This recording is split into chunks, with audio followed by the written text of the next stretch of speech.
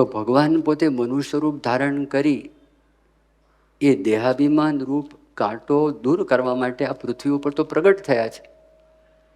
એ તો એનું મિશન છે. દ્રષ્ટાંત શું આપે છે? કીડીના પગમાં કાંટો વાગે. હવે આવું દ્રષ્ટાંત તો લાવો. કીડીના પગમાં કાંટો, કીડીને કાંટો વાગે જ નહીં. કીડીને કાંટો વાગે? કાંટા પર ફરતી હોય અને કાંટા પર આંટા મારતી હોય. કાંટો ધારો કે મોટો છે, કાંટો થોડોક જાડો છે, બાવળનો કાંટો, સોય લો, સોય ઉપર કીડીને ચડાવો, ચડશે ને કશું ના થાય. કેટલી કીડી, એ કીડીનો પગ કેટલો, અને પગમાં કાંટો, એટલે કેમનો વાગ્યો કાંટો? શ્રીજી મહારાજ આ દ્રષ્ટાંત આપીને આપણને સમજાવે છે એવી રીતે આ જીવ છે એમાં દેહાભિમાન રૂપી કાંટો લાગેલો છે, અને એને જ કાઢવા માટે, એનો નાશ કરવા માટે આ પૂર્ણ પુરુષોત્તમ નારાયણ સાક્ષાત સ્વામિનારાયણ ભગવાન આ પૃથ્વી ઉપર પધાર્યા. આ જમાનો કેવો છે? મિનિએચરાઇઝેશનનો જમાનો છે. મિનિએચરાઇઝેશનનો જમાનો એટલે શરૂઆતની અંદર જ્યારે કોમ્પ્યુટર બન્યા તો કોમ્પ્યુટર મોટા હતા. પેલું 486 ને વળી 386 આવ્યું ને વળી પાછું પેન્ટિયમ આવ્યું. કોમ્પ્યુટર નાના થતા ગયા, એની ક્ષમતા, એની શક્તિ, એની તાકાત, એનો આઉટપુટ એ બધું વધતું ગયું. તો વધતું ક્યાં સુધી ગયું? એક ચિપની અંદર આજે કેટલું બધું, આખી લાઇબ્રેરી છે, એ લાઇબ્રેરી એક ચિપની અંદર માણસ મૂકી શકે એટલી બધી તાકાત એક ચિપની અંદર છે. માણસ એટલી બધી પ્રગતિ કરી. મિનિએચરાઇઝેશનની આપણે વાત કરીએ છીએ ને, કદાચ એના કરતાં પણ નાનું થાય, આના કરતાં પણ નવા નવા બધા સંશોધનો થાય છે. તો એ સંશોધનની અંદર એના કરતાં પણ કોઈક નાની વસ્તુ હોય એમાં બધાનો સમાવેશ થાય એવી શક્યતા, સંભાવના છે. હવે ગમે તેટલું માણસ પ્રયત્ન કરે, એ મિનિએચરાઇઝેશન કરે, ક્યાં સુધી લઈ જવાના? દેખાવું તો જોઈએ. અણુ દેખાય નહીં, પરમાણુ દેખાય નહીં, કેટલાક મોલિક્યુલ્સ છે પણ દેખાય નહીં. તો એટલું તો નાનું ના કરી શકે. નાનું હોય તો ટાંકણી છે, પિન હેડ કહીએ અથવા પિન પોઈન્ટ કહીએ, એ ત્યાં સુધી કદાચ માણસ જાય. ભગવાન સ્વામિનારાયણ મનુષ્ય રૂપ ધારણ કરીને આવ્યા અને મોહન સ્વામી મહારાજ મનુષ્ય રૂપે મળ્યા. એ મિનિએચરાઇઝેશન કેવું છે? એના કરતાં ભગવાન અનંત ઘણા મોટા છે. એવા ભગવાન મનુષ્ય રૂપ ધારણ કરીને આવ્યા. તો આ મિનિએચરાઇઝેશનની આપણે વાત કરીએ કે 486 કોમ્પ્યુટર છે, તો 486 કોમ્પ્યુટર તમે એને નાનું કરતાં એક પિન છે, પિનનું માથું, પિન હેડ કહો, પિનનો પોઈન્ટ કહો, તો એ પણ બહુ મોટું છે. તમે એટલી ખાલી વાત કરો કે આ 486 કોમ્પ્યુટર છે, મોલિક્યુલ બનાવ્યા, એ પણ બહુ મોટી વાત થઈ ગઈ. એને એટમ બનાવ્યું, એ પણ બહુ મોટી વાત થઈ ગઈ. એને સબ એટોમિક પાર્ટિકલ બનાવ્યા, પરમાણુ બનાવ્યા, એ પણ બહુ મોટી વાત થઈ ગઈ. એના ક્વાર્ક્સ બનાવ્યા, એ પણ બહુ મોટી વાત થઈ ગઈ. અને સુપર સ્ટ્રિંગ્સ કહીએ તો સુપર સ્ટ્રિંગ્સ છે, અત્યારે હાઇપોથિસિસ છે કે સૂક્ષ્મમાં સૂક્ષ્મ વસ્તુ એ છે, તો એના જેવડું તમે કરો ને એ પણ બહુ મોટી કલ્પના થઈ કહેવાય. ભગવાન એના કરતાં પણ નાના થઈને આવ્યા, આપણા જેવા થઈને આવ્યા. હવે એ ભગવાન પાસે આપણી શું વિસાદ? એ ભગવાન પાસે શું આપણો હિસાબ? આપણી શું હેસિયત? આપણી કઈ તાકાત? આઈઆઈટીમાં દાખલ થવું હોય, આઈઆઈએમમાં દાખલ થવું હોય, હાર્વર્ડ બિઝનેસ સ્કૂલની અંદર દાખલ થવું હોય, અથવા તો એઇમ્સ દિલ્હીની અંદર આપણને પ્રવેશ પ્રાપ્ત કરવો હોય, તો પાત્રતા તો હોવી જોઈએ, આપણી લાયકાત હોવી જોઈએ ને. તો આપણે એમની સામે, એ નિર્વાસનિક છે, આપણે વાસનિક છીએ. એને આપણી કોઈ અપેક્ષા નથી, આપણને એમના વગર રહી શકીએ એમ નથી. એ આપવા માટે આવ્યા છે, આપણે લઈએ જ છે. આ બધો વિચાર જો આપણા મનની અંદર આવે કે કયા હેતુ માટે આપણે સત્સંગ કરીએ છીએ, શેના માટે આપણે સત્સંગ કરીએ છીએ, એમની પાસે આપણે શું કરાવડાવવું છે. એટલે મોહન સ્વામી મહારાજ વારે વારે આપણને વાત સમજાવે છે, અને વારે વારે આપણને એક વાત કરે છે. અને એ કઈ વાત કરે છે કે ગમે તે સંજોગોની અંદર ગમે તે થાય, સત્સંગ મૂકતા નહીં. આ વારે વારે મળે એવો છે નહીં. અને જો આ જન્મમાં આપણે ખોયો તો બીજા જન્મમાં આપણને મળશે કે કેમ એ પણ પ્રશ્ન છે.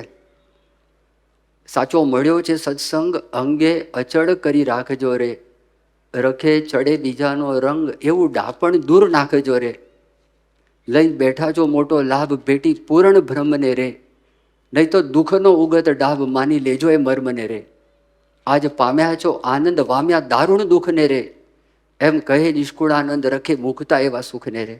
નિષ્કુળાનંદ સ્વામી તો બહુ સમર્થ હતા અને નિષ્કુળાનંદ સ્વામી આ બધી વાત આપણને કરી કે સાચો મળ્યો છે સત્સંગ અંગે અચળ કરી રાખજો. આ છે ને સામાન્ય પુણ્ય કરીને આપણને આ સત્સંગ મળ્યો નથી. આ બહુ મોટી વાત છે. આ સામાન્ય વાત નથી. આ લોકની અંદર કોઈ પણ ક્ષેત્રમાં પ્રામાણિકપણે કોઈ પણ વ્યક્તિ આગળ વધ્યા હોય અને એમને કાં તો યોગીજી મહારાજના સંપર્કમાં આવ્યા હોય, પ્રમુખ સ્વામી મહારાજના સંપર્કમાં આવ્યા હોય કે મોહન સ્વામી મહારાજના સંપર્કમાં આવ્યા હોય, એ પોતે એમના દર્શનથી નિર્માની થઈ જાય. એ ખાલી ઊભા રહે, હાજર જ રહે, તરત જ તમે જુઓ કેટલો બધો પ્રભાવ એ મોટા પુરુષનો છે. એક જ વખત પ્રમુખ સ્વામી મહારાજને ત્યાં દર્શન કર્યા. જૈનસિંહ 1985ની સાલમાં આવેલા એ વ્યક્તિ બાપાના દર્શન કર્યા, જ્ઞાની જૈનસિંહ, 1985ની સાલ. અને એમાં પ્રવચન તૈયાર કરીને આવેલા. 7 મિનિટનું પ્રવચન હતું. એમના એડીસી પાછળ ઊભા હતા, પણ બાજુમાં મૂકી દીધું કાગળિયું. બોલે કીધું હવે 7 મિનિટમાં આ પૂરું ના થાય પ્રવચન, આ તો જ્ઞાની છે. અને આવ્યા ત્યારથી જ પેલા તે વખતે પોલીસ કમિશનર અમદાવાદના મિસ્ટર ઝા કરીને હતા. તેમણે આત્મ સ્વરૂપ સ્વામીને વાત કરી, જોજો ભાઈ આમના કેડમાં પ્રશ્ન છે, આ તમારું હરિદર્શન પ્રદર્શન બહુ મોટું પ્રદર્શન છે અને એ પ્રદર્શનમાં બધું જોવા માટે તમે એમને રોકશો તો એ પહોંચી નહીં વળે, માટે ગમે તેમ કરો તમે બેરિકેડ મૂકો. તો 2-3 ડાયરામાં જ રાખી આપણે બેરિકેડ બનાવ્યું, જેને કરીને આ રાષ્ટ્રપતિ ત્યાં જઈ શકે નહીં. પછી 2-3 જોયા ને તો પેલા તો પોલીસ કમિશનર હાજર હતા, આત્મ સ્વરૂપ સ્વામી પણ હાજર હતા. तो पहला ही कहा बस इतना ही है. तो आत्म स्वरूप स्वामी इतना नहीं है, बहुत है. तो कहाँ है? तो मुझे तो देखना है. હવે પોલીસ કમિશનર શું કે કાંઈ ના કહી શકે. તો સુપ્રીમ કમાન્ડર કહેવાય ને, એરફોર્સ, નેવલ ફોર્સ, આર્મી, એ બધાનું સુપ્રીમ કમાન્ડર, દેશના હેડ. આમ એક્ઝિક્યુટિવ હેડ ભલે પ્રાઇમ મિનિસ્ટર હોય, પણ એ જ્યારે ઇમરજન્સી હેડ તો રાષ્ટ્રપતિ જ છે. એને કીધું इसको निकाल दो, मुझे देखना है. તે બધું જ જોયું, એમને સંપૂર્ણપણે જોયું. અને જોઈને પછી પ્રવચનમાં વાત શું કરી, પ્રમુખ સ્વામી મેં કોઈ અહંકાર નહીં હૈ. જો ફર્સ્ટ મુલાકાત તમે જો કે પ્રમુખ સ્વામી મેં કોઈ અહંકાર નહીં હૈ. પછી કે ન કામ, ન ક્રોધ, ન લોભ, ન ભય. પહેલી જ મુલાકાત એમના દર્શન કરે ને, તમે અનુભવ કરજો, ગ્રહસ્થ છો તમે જ્યારે લગ્નની પાર્ટીમાં ગયા હોય, બધા સારા સારા કપડાં પહેરીને આવ્યા હોય, તો ધ્યાન ક્યાં હોય છે માણસનું? દેહ ઉપર ધ્યાન હોય. પણ જ્યારે પ્રમુખ સ્વામી મહારાજ અહીંયા આવતા કે ત્યારે મોહન સ્વામી મહારાજ આવે, તમે જો હરિભક્તો પોતાના દેહનું ભાન ભૂલી જાય, દંડવત કરવા લાગે, ધૂળમાં દંડવત કરે, એને ખબર જ ના પડે હું ક્યાં બેઠો છું, શું કરું છું, કેમ કરું છું. તો એમની ઉપસ્થિતિ, એમની હાજરી, એમની દયા, એમની કૃપા, એમની કરુણા, તો એને લીધે આપણા જીવનની અંદર પણ આ જે દુર્લભ ગુણો છે ને, એ દુર્લભ ગુણો આપણે પ્રાપ્ત થાય. અબ્દુલ કલામ જો, અબ્દુલ કલામ સાહેબ આવ્યા. અબ્દુલ કલામ પ્રમુખ સ્વામી મારા સામે બેઠા હતા દિલ્હીની અંદર. 30મી જૂનનો દિવસ હતો, 2001ની સાલનો આ પ્રસંગ છે. અને નીતિનભાઈ ગઢિયાનું ઘર હતું અને 53 નંબરનું મકાન, ગુજરાત વિહાર સોસાયટી, એમાં સ્વામી ત્યાં બેઠા હતા. બાપાનો સોફો હતો, એમના માટે પણ સોફાની વ્યવસ્થા કરી હતી. એમના મિત્ર હતા વાયસ રાજન, એમના માટે પણ સોફાની વ્યવસ્થા કરી હતી. થોડુંક બેઠા, વાયસ રાજન વૈજ્ઞાનિક, એ આવીને નીચે બેસી ગયા. અબ્દુલ કલામ જોયું, 5-10 સેકન્ડ વેઇટ કર્યું અને ઊભા થઈને એ બેસી ગયા. 50 મિનિટ સુધી પ્રમુખ સ્વામીના ખોળાની અંદર એ બેઠા. પગ એક આમ રાખ્યો હતો, સાઈડ ઉપર બીજો પગ રાખ્યો હતો, પલટી પછી વાળી, પણ શરૂઆતની અંદર એમને બેઠા હતા. આખો પ્લાન બધું આપ્યો અને સમજાયું. એ પ્રસંગ તમે ઘણી બધી વખત સાંભળ્યો હશે. પણ સ્વામીમાં આ જોયું, નિર્માનીપણાના દર્શન કર્યા. બીજી વખત નિર્માનીપણાના દર્શન એમણે જે સ્વામીના ત્યાં કર્યા, ખાલી ઉપસ્થિતિ છે. 2004ની સાલમાં ગાંધીનગર અક્ષરધામમાં આવ્યા અરે પધાર્યા. બાળકો પ્રશ્નોત્તરી કરતા હતા. અને પ્રશ્નોત્તરીમાં તો એમને રસ પડી ગયો. બાળકો અત્યારે નીલકંઠદાસ સ્વામી, એમના પૂર્વાશ્રમના પિતાજી સતીશભાઈ વડોદરાના જ છે. બાળક તરીકે હતા લતેશ એમનું નામ. અત્યારે પછી નીલકંઠ પાડી દીધું મિસ્ટિક ઇન્ડિયા ફિલ્મ પછી. અને બીજો ધર્મ એ વિનોદભાઈ મહેતા મુંબઈવાળા એમનો. એ લોકો એક સ્ટોરી કહેતા હતા, એક પ્રમુખ સાંઈ મહારાજની વાત, એક અબ્દુલ કલામની વાત, બધું ચાલે હતી. પછી બાળકો કેટલાક 5-7 જણાએ પ્રશ્ન શરૂ કર્યા કે do the scientist believe in God? વૈજ્ઞાનિકો ભગવાનને માને? એટલે કીધું યસ, વાય નોટ. અને થોડી બધી વાતચીત કરી. એટલો બધો રસ પડ્યો. એમનો જે ટાઈમ હતો એના કરતાં અડધો કલાક વધી ગયો. હવે એમને પાછું દિલ્હી જવાનું હતું. આ સ્પેશિયલી આ સભા માટે આવેલા હતા. એટલે એમના જે એડીસી હતા નિશિકાંત વર્મા કરીને એ ઊભા હતા. અને પ્રમુખ સ્વામી મહારાજે એમની પાસે માફી માગી. એમણે કીધું સ્વામી બાપા બોલ્યા કે અમને માફ કરજો, સાહેબને મોડું થયું. નહીં નહીં નહીં સ્વામીજી, આપકે लिए लेट नहीं हुआ है. साहब ने लंबा प्रवचन किया. साहब ने लंबा प्रवचन किया. बच्चों को देखते हैं तब समय भूल जाते हैं. બાળકોને જોવે છે સમય ભૂલી જાય છે. તો ઉन्हीं के हिसाब से युवा है સ્વામીજી, આપ ચિંતા કરીએ. હવે પણ એના જીવની અંદર જે છાપ પડી ને એકદમ એ કોતરે ગઈ. કારણ કે આ બનાવટી નહોતું, દેખાડવા માટેનું હતું નહીં. એની સાહજિક પ્રકૃતિ છે. દાસપણાનો ગુણ ભગવાનનો ગુણ છે. દાસપણું લાચારી નથી, મોટી ઉપલબ્ધિ છે. જેમ નોબેલ પ્રાઇઝ મળે, વર્લ્ડ કપ ક્રિકેટની અંદર સૌથી વધારે રન બનાવે, જેના હિસાબે આપણો દેશ જીતે, કોઈ પણ આ લોકની મોટી ઉપલબ્ધિ કહેવાય. એ મોટી પ્રાપ્તિ છે. એ દાસપણું મફતમાં મળતું નથી. ભગવાનની કૃપા થાય તો દાસપણું મળે છે. અને ભગવાનની કૃપા પણ એમને એમ થતી નથી, એની માટે દામ ચૂકવવા પડે. પણ કહેવાનું શું, જો આ વાત છે તો એ વાત આખી તમે જો તો અબ્દુલ કલામ એને 2004ની સાલમાં આ પ્રસંગ થયો, નિશિકાંત વર્માનો પ્રસંગ થયો. પ્રસંગ પતી ગયો. એ પગથિયા નીચે ઉતરતા હતા.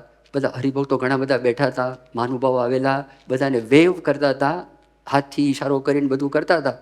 અને પછી એમને ખબર નહીં, આ તમે જો કે કયા પ્રકારના આપણને પુરુષ મળ્યા છે. એક એક પ્રસંગ તમે જો, આમ ઘાયલ થઈ જાય માણસ, એને જીવમાં ચોટ લાગી જાય. આજે અબ્દુલ કલામ સાહેબ એ જ્યારે લોકો એમની પાસે આવતા ને, આપણા બાળમંડળના છોકરાઓ આજે મોટી મોટી સિદ્ધિ પ્રાપ્ત કરી, એમાં યશવંત જેઠવા એક હતા. એ અત્યારે ઓડિશાની અંદર વિજિલન્સના ડાયરેક્ટર છે, ડીજીપી કહો, ડાયરેક્ટર કહો. અને એને ડાયરેક્ટલી સીએમ સાથે જ વાત કરવાની, બીજા કોઈ સાથે વાત નહીં કરવાની. અને ઘણા બધા કામ એમણે કર્યા. એ એટલી પ્રામાણિકપણે એ વ્યક્તિ કામ કરે તો અબ્દુલ કલામ પાસે આવે. અબ્દુલ કલામ કે પહેલાં એમને પગે લાગો. 3, એક આર્મીમાંથી, એક એરફોર્સમાંથી, યશવંત જેઠવા એમના હેડ તરીકે એ પ્રેસિડેન્ટ કલામ કહેવાય. એટલે બીજા બધા પ્રમુખ સ્વામી મહારાજને મળવા માટે આવતા હતા. પણ આ લોકો પહેલાં કલામ સાહેબને મળવા માટે ગયા, પ્રોટોકોલ. કલામ સાહેબ કે નો, ત્યાં પગે લાગો પહેલાં. કલામ સાહેબે ત્યાં મોકલ્યા. ત્યાં મોકલીને યશવંતને પ્રશ્ન પૂછ્યો કે what has BAPS given to you? BAPS સંસ્થાએ તમને શું આપ્યું? હવે એ છે ને એક ફોટો લઈને આવેલા. અને મુંબઈમાં રહેતા હતા.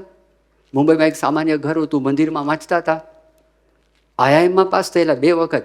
કલકત્તા IIMમાં પણ મળ્યું હતું અને અમદાવાદ IIMમાં પણ એને મળેલું. ડૉક્ટર સ્વામી કીધું સિવિલ સર્વિસીસમાં જાઓ. અને બોમ્બે VJTI કોલેજમાંથી પોતે ઇલેક્ટ્રિકલ એન્જિનિયર થયેલા. અને ત્યાર પછી સિવિલ સર્વિસીસમાં IPS તરીકે પોતે પસંદ થયા. એ ગયા. હવે એ નાના હતા ને, આપણા મંદિરની અંદર, દાદર મંદિર, જૂના હરિભક્તોમાંથી કોઈ જોયું હશે તો ખબર હશે. તો અત્યારે તમે દાદર મુંબઈમાં જાઓ તો લીલકંઠ વર્ણી અભિષેક મંડપ છે, પાછળ એક સિંહાસન છે નાનું, એ ત્યાં મંદિર હતું નાનું. તો ત્યાં આગળ હોલ હતો નાનો. એમાં યશવંત એ પોતે ચડ્ડી પહેરીને પ્રવચન કરે બાળક તરીકે. એ ફોટો લઈને ગયા. તો કીધું what is BAPS given to? આ ફોટો બતાવ્યો. પ્રમુખ સ્વામી મહારાજ બેઠા છે. પ્રમુખ સ્વામી મહારાજ સાંભળે છે, યશવંત સાંભળે છે, અને આ બતાવ્યું કે મને શું આપ્યું. એટલા રાજી હતા દરેક વખતે.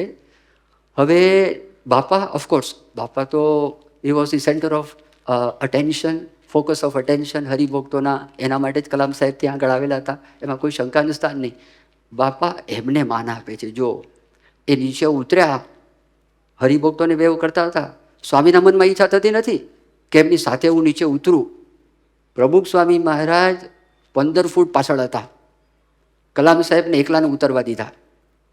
અને કલામ સાહેબ ઉતરતા ગયા, વેવ કરતા હતા, ત્યાં ઊભા રહ્યા. પ્રમુખ સ્વામી મહારાજ પાછળથી નીકળી ગયા. નીકળીને ત્યાં આગળ ના, કલામ સાહેબ પહેલાં નીકળ્યા, પ્રમુખ સ્વામી મહારાજ પાછળ જ હતા. ત્યાં ગાડી મૂકેલી. તમારામાંથી જે અક્ષરધામ આવ્યા હોય અને આર્ચ રિસર્ચ સેન્ટર છે, એ રિસર્ચ સેન્ટરની અંદર ત્યાં આગળ એડમિનિસ્ટ્રેશન બ્લોક છે અને લાઇબ્રેરી છે.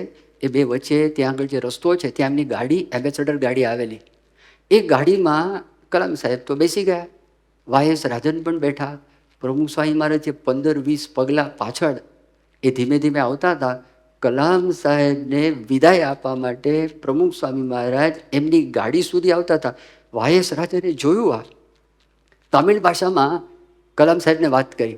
કલામને કીધું કે Pramukh Swami Maharaj is here, is coming here. એણે કીધું એમ. એ જેવા જોયા અને બારણું ખોલી નાખ્યું એણે.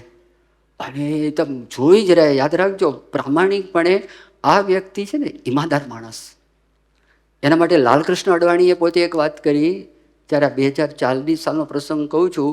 એ વખતે સભાની અંદર પ્રમુખ સ્વામી મહારાજ આરતીનો સમય થયો, એ તો મુસલમાન, અને મૂર્તિ સંધ્યા આરતીનો સમય થયો, તો સંધ્યા આરતી વખતે કરવાનું શું? પ્રમુખ સ્વામી મહારાજ બેઠા હતા, વચ્ચે ઠાકોરજી હતા.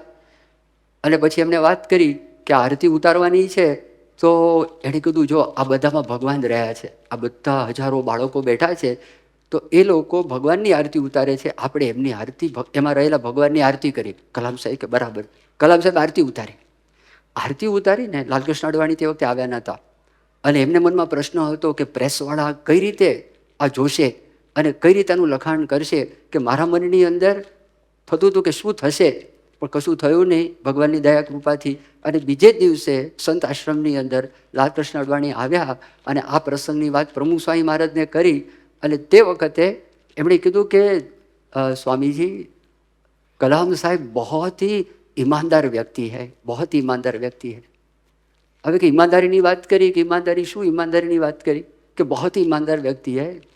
એણે એક વખત પ્રશ્ન પૂછવામાં આવ્યો કે તમે માંસ કેમ ખાતા નથી? તો કલામ સાહેબ તો સાયન્ટિસ્ટ, ભણેલા, અત્યારે બુદ્ધિશાળી માણસો અને સાયન્ટિફિક રિસર્ચ એવું કહે છે કે વેજીટેરિયન ડાયટ એ નોન વેજ ડાયટ કરતાં સારો છે. રીડર્સ ડાયજેસ્ટમાં આખો આર્ટિકલ આવેલો, a case in favour of vegetarianism, a case in favour of vegetarianism. અને ઘણા બધા પુસ્તકો, a diet for New America, તો એ આખું પુસ્તક લખાયેલું છે. રોબિન્સ કરીને એક ઓથર છે, એણે આખું વર્ણન કર્યું છે કઈ રીતે આ છે. બધા પુસ્તકો તો કલામે વાંચ્યા હોય. જ્યારે આ પ્રશ્ન પૂછવામાં આવ્યો કે તમે શાકાહારી છો અને માંસાહારી કેમ નથી, તમારે તો છૂટ છે માંસ ખાવાની, એ કહી શક્યા હોત મેં વાંચન કર્યું છે, હેલ્થ માટે સારું છે એટલે હું લઉં છું. કલામ સાહેબ કેવું ના બોલ્યા. કલામ સાહેબ કીધું કે હું બહુ ગરીબ માણસ અને હું ખરીદી શકું એમ હતું નહીં માંસ. માંસાહાર મેં એટલા માટે છોડ્યો, મારી પાસે પૈસા નહોતા. ઈમાનદાર માણસ, પછી જિંદગીમાં ખાધું નથી, પછી પાછળથી વાંચવામાં બધું આવ્યું હોય, વધારે સપોર્ટ કર્યું, આપણે છોડ્યું એ બહુ સારું થયું, એટલે ઈમાનદારી. પણ આજે આખો પ્રસંગ થયો અને એમના મનમાં એટલો બધો જબરજસ્ત આ પ્રસંગ અંકિત થઈ ગયો. તો 2005ની સાલમાં જ્યારે દિલ્હી અક્ષરધામનું ઉદ્ઘાટન થયું, તે વખતે પૂજ્ય ઈશ્વર સ્વામી સાથે અમે લોકો 5-6 સંતો રાષ્ટ્રપતિ ભવનની અંદર એમને આમંત્રણ આપવા માટે ગયેલા. અને ત્યાં આમંત્રણ આપવા માટે ગયા. અને તે વખતે કલામ સાહેબ છે, એમને બ્રહ્મવિહારી સ્વામીના ગળામાં માળા જોઈ, બહાર હતી, આપણે કંઠી હોય ને માળા પહેરેલી બહાર હતી, ગાતરિયામાંથી દેખાતી હતી. એણે કીધું કે વોટ ઇઝ ધીસ? કલામે પૂછ્યું. એણે કીધું કે આ મારી માળા છે, જપમાળા, ઇંગ્લિશમાં રોઝરી, આ તો ક્રિશ્ચન વર્ડ છે. પછી એમણે પૂછ્યું કે આમાં કેટલા મણકા છે, હાઉ મેની બીડ્સ? કીધું 108. પાછા 5-10 સેકન્ડ કે બોલ્યા, અને એમના મનમાં ચાલતું હશે હું કહું ન કહું, બોલું ન બોલું, બતાડું ન બતાડું, આવું મનમાં ચાલતું હતું. એમણે અમે લોકો સામે બેઠા હતા, ટેબલ ખુરશી, એને ખાનું ખોલ્યું, ખાનામાંથી એમણે માળા કાઢી. પછી સંતોએ પૂછ્યું કે આમાં કેટલા મણ? કે 108. પછી સંતોએ પૂછ્યું તમે કયા મંત્રનો જાપ કરો? તો પેલા કંઈ બોલ્યા નહીં, મનમાં ચાલતું હશે કહું ના કહું. બોલ્યા 3 મંત્ર બોલ્યા હતા. એ લોકોના ધર્મની અંદર જે 3 મંત્રની વાત છે કે હું પહેલા ઓફિસમાં આવું છું, ઓફિસમાં પહેલા માળા કરું છું, પછી કામ કરું છું. આ કલામ સાહેબે વાત કરી. અને પછી તમે જો કે વેર ઇઝ મહાપ્રમુખ સ્વામી. હવે જો પેલો પ્રસંગ અંકિત થયો ને, હું તમને કહું છું કેવા પુરુષ આપણને મળ્યા છે, જ્યાં આપણે ગરજ રાખવાની છે એ ગરજ રાખે છે. જ્યાં આપણે ગમે તે સંજોગોની અંદર ગમે તે થાય એમને મૂકવાના નથી, એ આપણને શોધે, એ આપણને યાદ કરે. એ કેટલું નિર્માનીપણું આપણી પાસે બેસે છે. નિર્માનીપણું આ પૃથ્વી ઉપર એમનું મહંત સ્વામી મહારાજ આવા મોટા સંત, તો એમની ખાલી ઉપસ્થિતિ છે ને એ નિર્માનીપણું છે. એ આપણને જો બરોબર ચિત્ર મગજમાં થાય કે આ તો ગમે તે હિસાબે ગમે તે સંજોગોની અંદર આ સત્સંગ થાય, એ પાક્કો રાખવો, આપણે છોડવો નથી. તો એણે કીધું કે વેર ઇઝ મહાપ્રમુખ સ્વામી. અને પછી આ પ્રસંગનું વર્ણન કર્યું. એમણે કીધું કે પ્રમુખ સ્વામી મહારાજ તો he had in Akshardham Gandhinagar, he had come to give me a send off. મને સેન્ડ ઓફ કરવા માટે ત્યાં સુધી મારી પાસે આવેલા હતા. Very humble, very humble. બીજે જ વર્ષે પ્રસંગ બન્યો, 2005માં ઉદ્ઘાટન થયું. અને આ જબરજસ્ત કામ જોયું ને, કલામ સાહેબે આ કામ જોઈને પહેલો જ પ્રશ્ન પૂછ્યો કે આ બધું તમે કેવી રીતે કર્યું? અને વોટ પ્રભુ સ્વામી ડીડ કે he raised his hand towards the sky. આમ ઊંચો હાથ કર્યો કે ભગવાને કરેલું છે.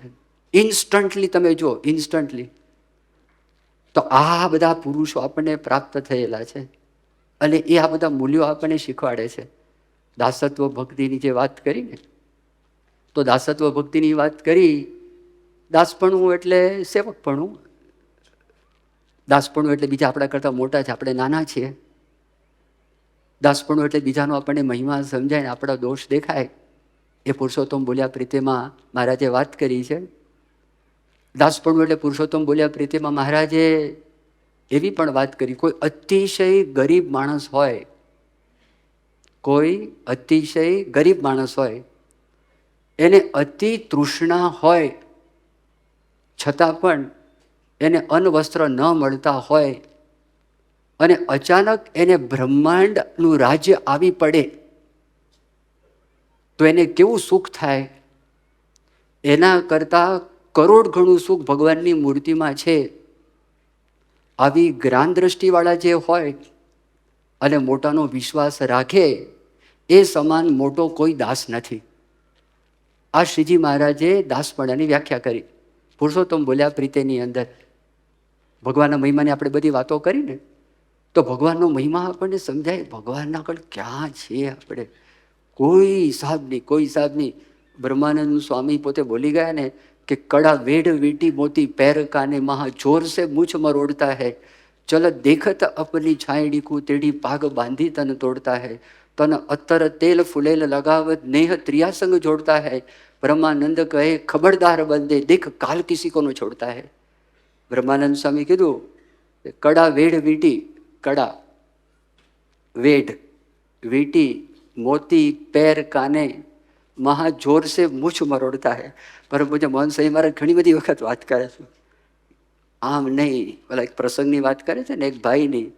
દરેક વખતે આમ બેઠા હોય ને સભામાં તો આમ કર્યા જ કરે. મોહન સ્વામી કે મને એટલો ડિસ્ટર્બ થાવ, સામે બેઠા બેઠા ચાલુ જ હોય. પછી કે મારે બીજી વખત જવાનું તો મૂછ નીચી થઈ ગઈ હતી.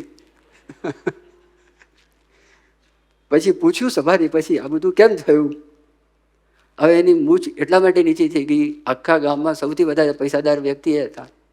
એનું મકાન સારામાં સારું હતું. થોડા વખત પછી એના કરતાં સારું મકાન કોઈ કે કર્યું, મૂછ નીચે આવી ગઈ. આ પ્રસંગ મોહન સ્વામી મહારાજ વર્ણન કરે. એટલે કડા વેડ વીટી મોતી पैर काने મહા જોર સે મૂછ મરોડતા હૈ, ચલ દેખત અપની છાયડી કો. તે વખતે અરીસા ના હતા, તો હું કેવો લાગુ છું? આપણે આત્મદર્શન રોજ કરીએ છીએ ને, દર્પણ દર્શન, આત્મદર્શન કેવો લાગુ છું? શ્રીજી મહારાજ લખ્યું છે દેહાભિમાન ક્યાં ક્યાં કળાય, અરીસા સામું જોતા હોય ત્યારે, સારું ભોજન લેતા હોય ત્યારે, બાળકો સાથે હોય ત્યારે, અને સ્ત્રી પુરુષ, પુરુષ સ્ત્રી પાસે, સ્ત્રી પુરુષ પાસે, આ 4 સ્થાનની અંદર આપણું દેહાભિમાન કળાય. તો અહીંયા વર્ણન કર્યું કે ચલ દેખત અપની છાયડી કો તીડી પાગ બાંધી તન તોડતા હે. આમ બરોબર વ્યવસ્થિત બરોબર છે કે નહીં દેખાવું છું. પણ શું કહે છે? તન અત્તર તેલ ફૂલેલ લગાવત, શરીર ઉપર અત્તર તેલ ફૂલેલ લગાવત, નેહ ત્રિયાસંગ જોડતા હૈ. સ્ત્રી પર હેત કરે છે, સ્ત્રી પુરુષ ઉપર હેત કરે છે. બ્રહ્માનંદ કહે ખબરદાર બંદે દેખ કાલ કિસી કો ન છોડતા હૈ. એ ગમે ત્યારે થઈ જાય, શરીર છે વિકારવાન છે, કંઈ નક્કી છે નહીં, તો એનું શું અભિમાન રાખવાનું? જેમાંથી આપણે કાઢવાની વાત કરે છે ને મોટા પુરુષ, અત્યારે હું તમને જે વાત કરું છું એટલી સહેલી વાત નથી. આ બધા બેઠા છો, અમે પણ બધા ભેગા સાથે જ છીએ, અમારે પણ આ કાઢવાનું છે, આપણે બધાએ આ કાઢવાનું છે. We are sailing in the same boat. આપણે એક જ નૌકાની અંદર બધા વિહાર કરીએ છીએ, પણ આવી રીતે આપણે સાંભળતા જઈએ, આપણે આવી રીતે વાત કરતા છીએ, તો ભગવાન આપણા પર દ્રષ્ટિ કરે, આપણા પર કૃપા કરે. એકાંતિક સંતના સમાગમ વગર આ શક્ય છે જ નહીં, કોઈ સંજોગોમાં શક્ય નથી. એટલે અમુક પ્રામાણિકપણે કહી જ દે છે. અહીંયા વડોદરાના ડૉક્ટર હતા ને, ડૉક્ટર ઠાકોરભાઈ, ગેસ્ટ્રોએન્ટ્રોલોજીસ્ટ, બહુ મોટા. હવે પ્રસંગ તો બધા જાણો છો, એ પ્રસંગ બનેલો યોગી બાપા ધામમાં ગયા 1971ની સાલમાં. વિદ્યાનગરની અંદર આંતરરાષ્ટ્રીય યુવા અધિવેશન હતું, અને બહુ અદ્ભુત અધિવેશન થઈ ગયું. છેલ્લો દિવસ હતો, ઇનામ વિતરણ છે, એની સેરેમની હતી. અને એમાં પ્રભુ સાંઈ મહારાજ હતા, ડૉક્ટર ઠાકોરભાઈ ચીફ ગેસ્ટ તરીકે હતા, સરદાર પટેલ યુનિવર્સિટીના વાઇસ ચાન્સલર આર.ડી. પટેલ પણ હતા. હવે એક એક યુવક ઇનામ લેવા માટે આવે ને, આર.ડી. પટેલ ઊભા થાય, જેટલા આવ્યા બધી વખતે ઊભા થઈને બેસે, ઉઠક બેઠક, ઉઠક બેઠક, ઉઠક બેઠક, વાઇસ ચાન્સલર. અને પછી ઠાકોરભાઈ આ જોયું, અને ઠાકોરભાઈએ વાત કરી કે હું તમને ડૉક્ટર તરીકે વાત કરું છું, હજી મેડિકલ સાયન્સ પ્રમાણે મને સમજ પડતી નથી. યોગીજી મહારાજે મને પ્રસાદીનું પાણી આપ્યું, અને ઠાકોરભાઈના લીવરમાં એબ્સેસ થયેલો. આ પ્રસંગ તો બધા જાણો છો, સંતોએ પ્રસંગ ઘણી બધી વખત કીધો હશે. માંડવીના બજારની અંદર નીલકંઠ વર્ણી આવેલા, અને નીલકંઠ વર્ણી આવેલા, યોગી બાપાની ઈચ્છા હતી તો નીલકંઠ વર્ણીની સ્મૃતિની અંદર ત્યાં તકતી છે, એ તકતી મારે કે 18 વર્ષની ઉંમરના નીલકંઠ વર્ણી હતા, તો આ તકતી ત્યાં આગળ લાગે. આપણા હરિભક્તો ઠાકોરભાઈને યોગી બાપાના કહેવાથી કહેવા માટે ગયા, અને ત્યાં આગળ ગયા. મેયર, જેની એ વખતે મેયર હતા, એ મેયર હતા વડોદરાના, એમણે કીધું આ તો મગજના પટેલ, ઠાકોરભાઈ પટેલ.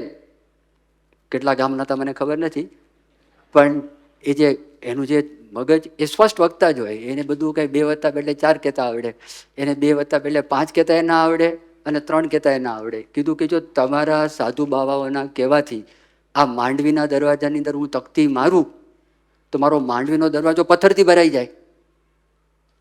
હરિભક્તો બિચારા નીકળી ગયા નિર્માની. યોગી બાપાને આવીને વાત કરી.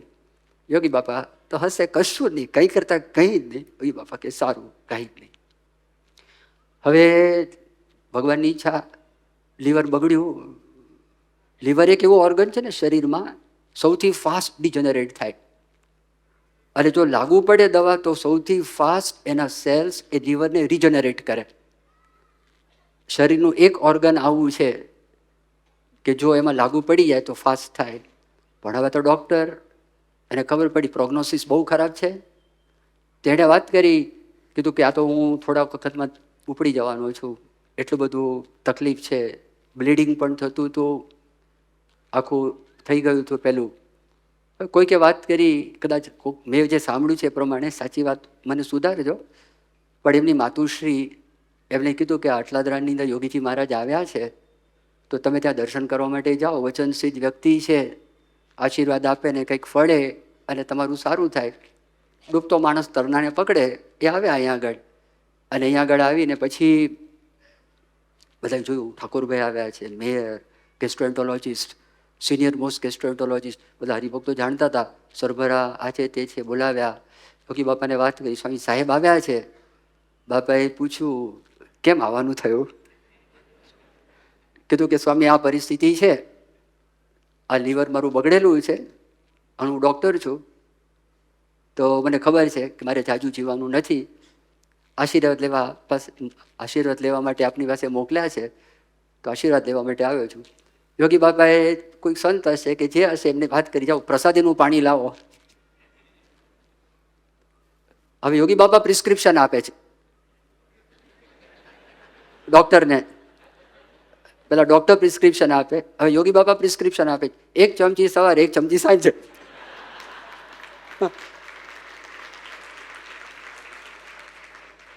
અને ઠાકોરભાઈએ વાત કરી, પહેલી ચમચી મેં લીધું પાણી અને મારા લીવરની અંદર બ્લીડિંગ થતું હતું, બંધ થઈ ગયું, મારો રોગ મટી ગયો. તમારી સામે હું આ બોલું છું, મેડિકલ સાયન્સ પ્રમાણે મને ખબર પડતી નથી, પણ મારા જીવનમાં અનુભવ થયો.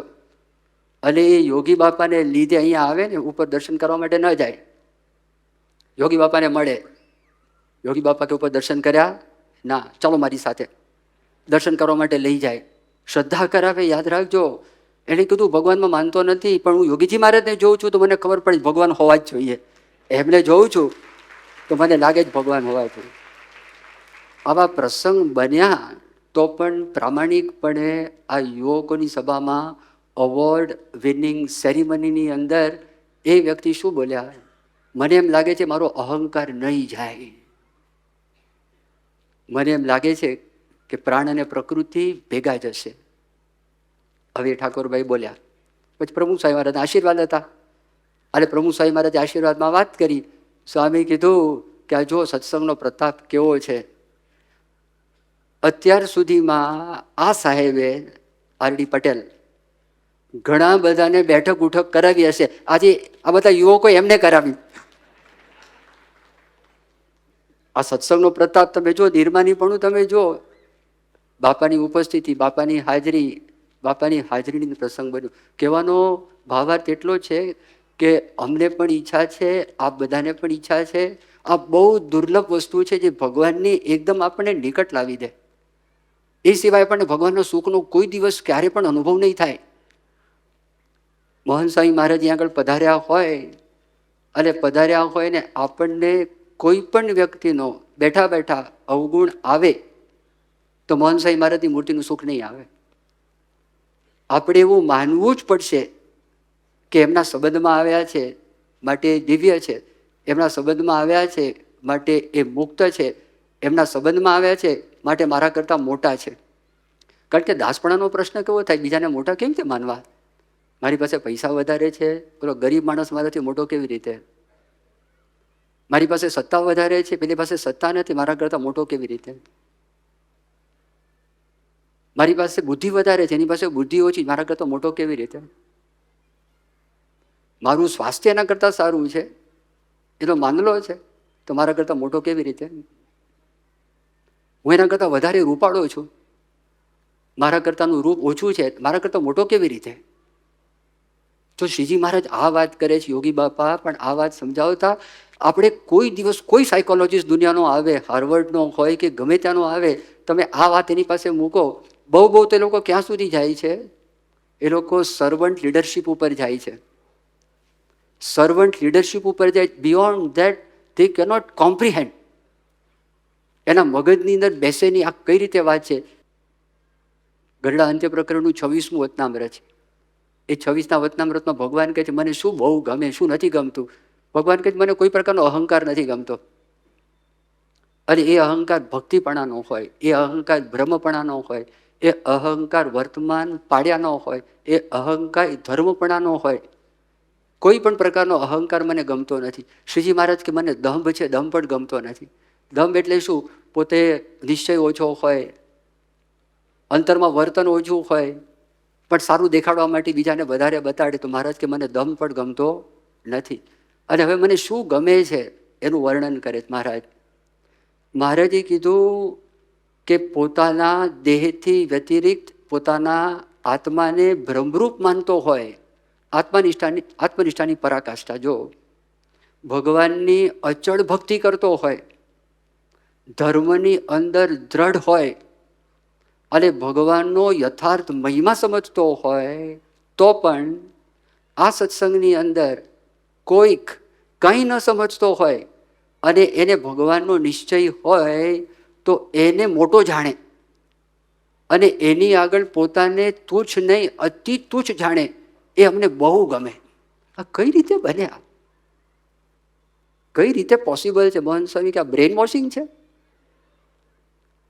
બ્રેન વોશિંગ કરો તો બરાબર છે, ઇન્ડોક્ટ્રિનેશન છે કે માઇન્ડ કન્ડિશનિંગ છે શું આ? કઈ રીતે બની શકે? શેઠ હોય પટ્ટાવાળાને સલામ ભરે, શેઠ એના નોકરને સલામ ભરે. આ એવું થયું? આ કરી ગયા. જો શ્રીજી મહારાજે સંતોની ચરણરજ પાણીમાં બોળાવીને ખબર પડે નહીં, ભગવાન સ્વામિનારાયણ પૂર્ણ પુરુષોત્તમ નારાયણ એ પાણી પી ગયા. જો એનું પાણી છે શ્રીજી મહારાજ પોતે પી ગયા. પ્રમુખ સ્વામી મહારાજ સારંગપુરમાં હતા અને સારંગપુરની અંદર પ્રમુખ સ્વામી મહારાજ હતા અને તે વખતે ત્યાં આગળ જે સિંહાસન હતું ઠાકોરજીનું, અને હું તો જ્યારે પાર્ષદ હતા ને ત્યારની વાત કરું છું, સ્વામીની ઉંમર પણ તે વખતે નાની હતી. એટલે આ 1974-75 પ્રસંગ છે, 73-74-75. સારંગપુરમાં જૂનો સભા મંડપ છે, એ સભા મંડપમાં જૂનું સિંહાસન છે. સિંહાસનમાં તો પ્રમુખ સ્વામી મહારાજ તો જમીન ઉપર જ દંડવત કરતા તે વખતે. અને શરૂઆતમાં જ્યારે ગાદી ઉપર આવ્યા અને પ્રમુખ સ્વામી મહારાજ ઢોલિયા ઉપર આવી રીતે ટેકો રાખીને બેસતા જ નહોતા, એ એકદમ ઢોલિયાની આગળ આવીને ત્યાં આગળ આવીને જ બેસી જતા. અને આ તમે દંડવત કરવા લાગ્યા, એક પાર્ષદ હતા, એ પોતાનું ગાથરિયું પાથરવા ગયા. સ્વામી કે રહેવા દો રહેવા દો. તે પેલા બિચારા પ્રેમી, સ્વામી પ્લીઝ પ્લીઝ પ્લીઝ. સ્વામી કે અહીંયા સંતો હરિભક્તોની ચરણરજ પડી હોય, તમે આ વચ્ચે ગાથરિયું મૂકો ને તો ચરણરજ મારા માથા ઉપર ના આવે, એટલા માટે હું દંડવત કરું છું. આ તમે જુઓ, હવે કરી બતાવે જ્યાં સુધી. અને આ કેવું છે, કોઈ પાર્ષદો હતા નવા નવા હતા, શું એકલા હોય તો પણ આ કરે, એ રૂમમાં હોય તો પણ આ કરે. લાખ માણસ, યાદ રાખજો, મન કર્મ વચન સૂત્રતા બહાર ઇન્ટેગ્રિટીના ભૂંગળા વાગે છે, પણ ઇન્ટેગ્રિટી ક્યારે રહી શકે કે મન કર્મ વચને જો એક સૂત્રતા હોય, જેના મનની અંદર બધી સમસ્યાઓનું સમાધાન થઈ ગયું હોય, તો જ યાદ રાખજો ઇન્ટેગ્રિટી રહે, બાકી ઇન્ટેગ્રિટી ના રહે. કોઈ સંજોગોમાં ઇન્ટેગ્રિટી ના રહે. એ કેવી ઇન્ટેગ્રિટી છે? Localise integrity. અમુક પ્રસંગોમાં ઇન્ટેગ્રિટી, પણ 24 કલાક મન કર્મ વચ્ચેને એકતા, જેના બધા પ્રશ્નોનું નિરાકરણ થઈ ગયું હોય અને પૂર્ણ કામ હોય, કૃતાર્થ હોય, જેને ભગવાનનો સાક્ષાત્કાર હોય, એ જ વ્યક્તિના જીવનમાં મન કર્મ અને વચન એક સૂત્રતા આવે, બાકી ના આવી શકે. અમુક અમુક પ્રસંગે આવે. આ તો એકલા ગમે ત્યારે તમે જાઓ તો દંડવત. મહંત સ્વામી મહારાજ જો કેવા વિચાર આવે છે. મહંત સ્વામી મહારાજ મોટો ઉત્સવ થાય, પૂજ્ય અપૂર્વ મુનિ સ્વામી આ વાત કરે, જબરજસ્ત મનન છે. અપૂર્વ મુનિ સ્વામી વાત કરી, આજે પ્રમુખ સ્વામી મહારાજ PSM 100 એ જે ઉત્સવ કર્યો, ખરેખર એ ઉત્સવ તમે વિચાર કરો, 7 મહિનાની અંદર 600 એકરમાં તમારે ટાઉનશીપ ક્રિએટ કરવાની, અને વ્યવસ્થિત ટાઉનશીપ. આ પરમનન્ટ કોઈ ટાઉન બનાવ્યું હોય તો પણ પ્રશ્ન ઉત્પન્ન થાય, એ બધા પ્રશ્નોનું નિરાકરણ તમે ત્યાં આગળ કરો. અને એટલા બધા પ્રશ્નો હતા, પ્રશ્નો સિવાય કશું હતું જ નહીં. અને એ બની શકે. આ જમીનમાં પાણી જતું નથી, 5-5 દિવસ સુધી સુકાતું નથી, કેમના તંબુ ખોડવા, કેમના ટેન્ટ કરવા, ગેટ્સ કેમના ઊભા કરવા, સ્પોટ્સ કેમના ઊભા કરવા, મંદિર કેમનું ઊભું કરવું, આ બધું. મહંત સ્વામી મહારાજ કે એમાં જ તમારી શક્તિ બહાર આવશે. એમ ન કીધું બંધ થશે વરસાદ, પણ પછી તમે જુઓ, આ સફળતા એટલે કલ્પનાથી જ સફળતા છે, અનઇમેજિનેબલ સફળતા છે. આખા મહિના દરમિયાન કોઈ પ્રસંગ બનતો નથી. નરેન્દ્રભાઈ મોદીએ કીધું કે કોઈ પ્રસંગ એક છમકલું થયું નથી, અને લાખોની સંખ્યામાં માણસો આવ્યા.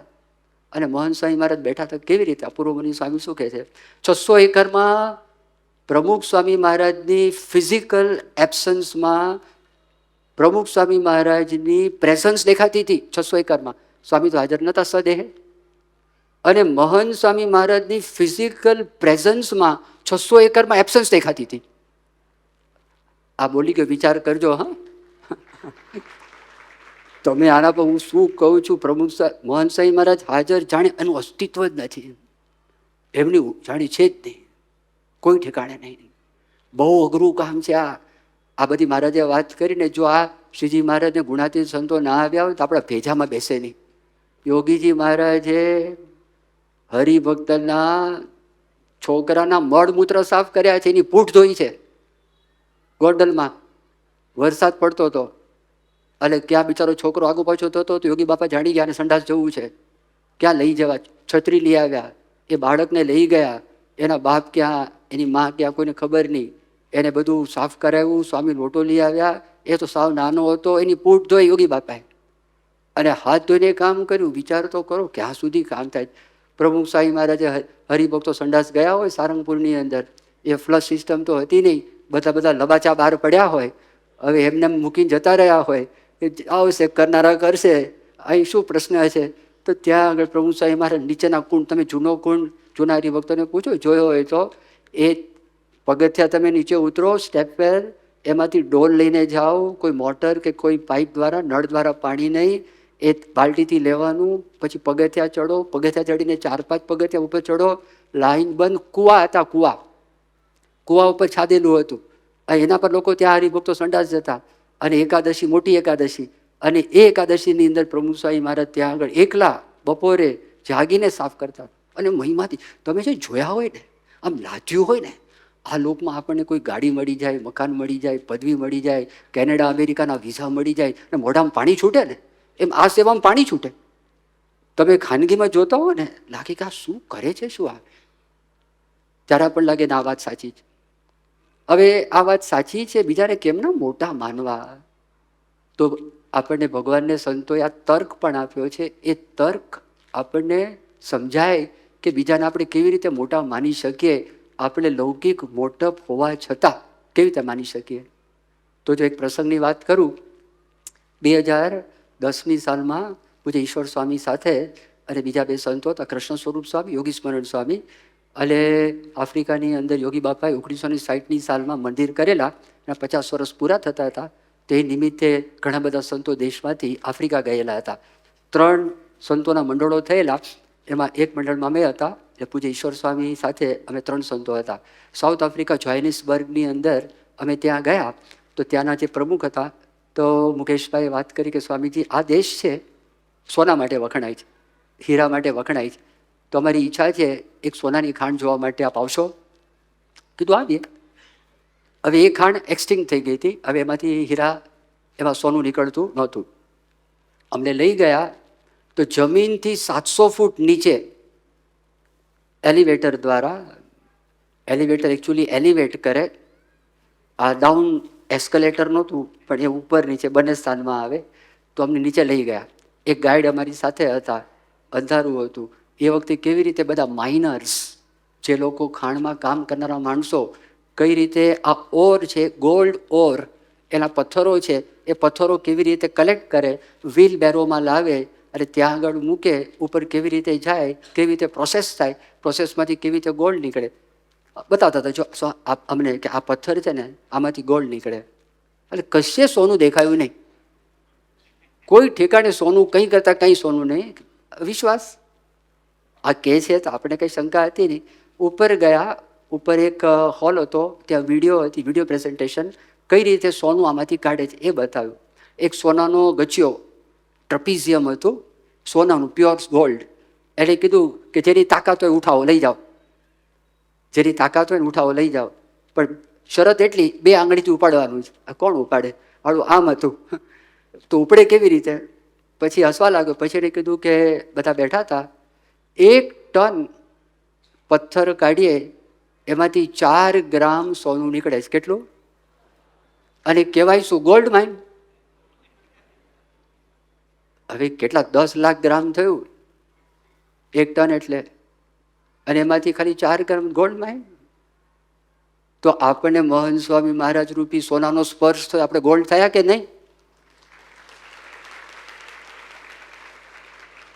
જો સોનાનો સ્પર્શ થતો હોય ને પથ્થરને પણ તમે ગોલ્ડ માઇન તરીકે કહો, આપણે પથરા જેવા જ છીએ ભાઈ, પણ આ દિવ્ય તત્વનો આપણે સ્પર્શ થઈ ગયો છે, એટલે બધા દિવ્ય છે. એમના સંબંધે કરીને દિવ્ય છે. તો એની પાસે આપણે શું, કોઈ છે જ નહીં. બીજું વિચાર કરો, ધારો કે તમે છો, હું છે, આ શરીર છે, પંચભૂતનું શરીર છે ને, પૃથ્વી, જળ, તેજ, વાયુ, આકાશ, તો બંને સરખું જ છે. આ 5 ભૂત એ સરખા છે, આ ભૂત, તો શું ફરક છે? કાંઈ ફરક નથી. અંદર આત્મા એ સરખો છે, સચ્ચિદાનંદ, તમારો આત્મા સચ્ચિદાનંદ. તો કોણ મોટું, કોણ નાનું? કોઈ છે જ નહીં. તો બે સરખા છે, તમે મોટા કેવી રીતે? તમારામાં ભગવાન રહ્યા છે. તો જ્યારે હું તમને પગે લાગુ છું, તો મારે એવો વિચાર કરવો જોઈએ, હું શ્રીજી મહારાજને પગે લાગુ, તમારામાં રહેલા, અને તમારામાં રહેલા મહાન સ્વામી મહારાજને હું પગે લાગુ છું. હું તમારા પગનો સ્પર્શ કરું છું ને, મનથી મહાન સ્વામી મહારાજના પગ વિઝ્યુલાઇઝ કરવાના કે એમને હું ચરણ સ્પર્શ કરું છું. એ તો મોટા છે જ, આપણા ગુરુ મોટા. તો એ મોટા છે. આ બધા આ દરેકમાં રહેલા છે. પ્રભુ સ્વામી મહારાજ બોલેલા તિથલમાં, હું દરેકમાં રહેલા શાસ્ત્રીજી મહારાજ, યોગીજી મહારાજની આરતી કરું. મહન સ્વામી બોલ્યા, મોટું કોણ નાનું કોણ, હું કેશવ જીવનદાસ, આ કેશવ જીવનદાસ, આ કેશવ જીવનદાસ, આ કેશવ જીવનદાસ, આ કેશવ જીવનદાસ. તો ક્યાં કોનો અવગુણ આવવાનો? નાનું મોટું છે કોણ? ઉલટાનું એમ લાગે, આમની સેવા ક્યાંથી? આમની હું સેવા મન કર્મ વચને કરીશ તો મારા પર શ્રીજી મહારાજ રાજી થશે, મારા પર પ્રમુખ સ્વામી મહારાજ રાજી થશે, મારા પર મહન સ્વામી મહારાજ રાજી થશે. આ બધા મારા કસ્ટમર્સ છે. તમારી દુકાનની અંદર જે કોઈ નાનો મોટો આવે, તમે મોટી દુકાન લઈને બેઠા હોય, ગરીબ માણસ આવે, પૈસાદાર આવે, રૂપાળો આવે, કુબડો આવે, ટેલેન્ટેડ આવે, બિન ટેલેન્ટેડ આવે, લિટરેટ આવે, ઇલિટરેટ આવે, તમારી પાસે માલ લેતો પધારો પધારો. આ બધા કસ્ટમર્સ છે આપણા, જેટલા છે બધા જ કસ્ટમર્સ છે. જો મન કર્મ વચને આપણે એમની સેવા કરીએ તો શ્રીજી મહારાજને ગુણાતીત પરંપરા રાજી થશે, અને આપણામાં મહિમાથી જ આ દાસ ભાવ એ ઓટોમેટિક આવે છે. એટલા માટે મોહન સાહેબ મહારાજે વાત કરી, પ્રાપ્તિ પ્રાપ્તિ પ્રાપ્તિનો વિચાર. તમને જે અનુભવ થયા હોય એનું લિસ્ટ બનાવો, સત્પુરુષ થકી એનો વિચાર, એમની સ્મૃતિ કરો, એમાંથી જે શાંતિ થાય એ અનુભવ કરો. આ બધી આપણને પ્રાપ્તિ થઈ. એના હિસાબમાં આ વાત ન કરી આપણને કે મોટો મહેલ હોય, 100 કરોડનો મહેલ કે 1000 કરોડનો મહેલ. આ દેહાભિમાન તો મચ્છરિયું છે. એટલે મચ્છરા માટે તો મચ્છરદાની જોઈએ, મહેલ છોડાય નહીં.